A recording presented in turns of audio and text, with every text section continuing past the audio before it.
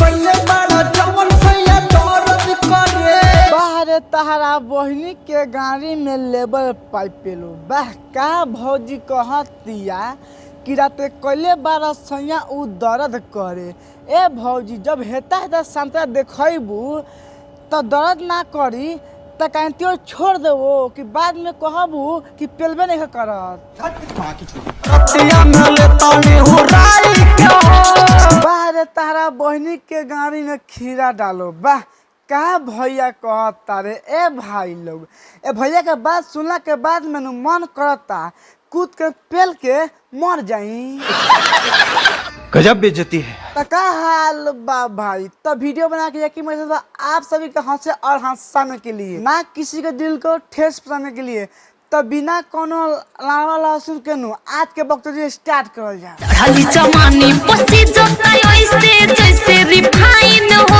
तहरा गौरिया के छेद ना फैले तहरा बहनी के गाड़ी में अवधेश प्रेमी के लंड पेले मतलब ना सुनता नहीं भाई लोग। भौजी कैसे कहतिया ए भौजी के बात सुनला के बाद में मन कर सरवा हम कूद के पेल दी। चूतिया नहीं अब चोली में चुम्मा दे दाना। अच्छा तू चोली में चुम्मा लेब ऐसा नहीं हमार लंड में ना लेब। तहरा बहनी के गाड़ी में खरगोश के बच्चा पेलो मतलब ना सुनता ना भाई लोग।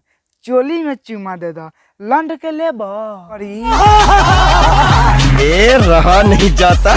चोली में चुम्मा दे दाना भैया के सढ़ुआ ए भैया जी तू ऐसे कहबा नु तो चुम्मा ना दी का कर भौजी के चोली खोल आ पटक के ले लो काहे कि हेता ता दे के नु तोहरो बर्दाश्त ना होत हुई। अच्छा रणविजय की तरह ए सारता नहीं कोनो तहा लंडवा काट के तहरा गले में हुर देले बा का कि तू रात भर पीड़ा से मरल बारा तनी खोल के कह हमरा नहीं के समझ में आवत।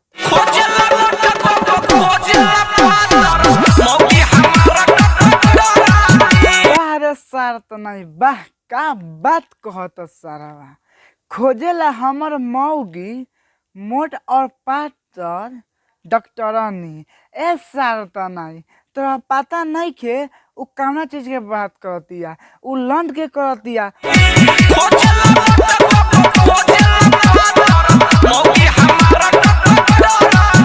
एगो काम कर तू बोला ला हमरा बड़का बाबू के उनका लंड हेतना मोट के बा आ हेतना मोट के बा आ तार पात्र हइले बा का करियनु तू मरबा त उ देखियन आ उ मरियनु त तू देखिय तो मौगी के नु सदा सब पुग जाई।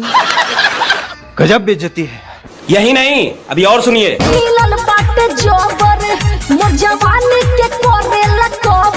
अच्छा तहरा जवानी के कवर करता। ए भौजी तहरा बात सुन के हमें बहुत खुशी मिलता। हमरा इतना खुशी मिलता नु कि लागता कि तहरा भातरा नु खूब पटा के पेलता।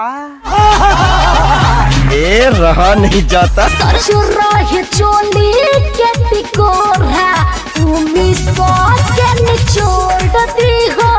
अरे तहरा बहनी के गाँव में अचार लगाओ बाह का भौजी कहतिया कि हमार कांच रहे चोली के टिकोरा सैया निचोड़ दिहले।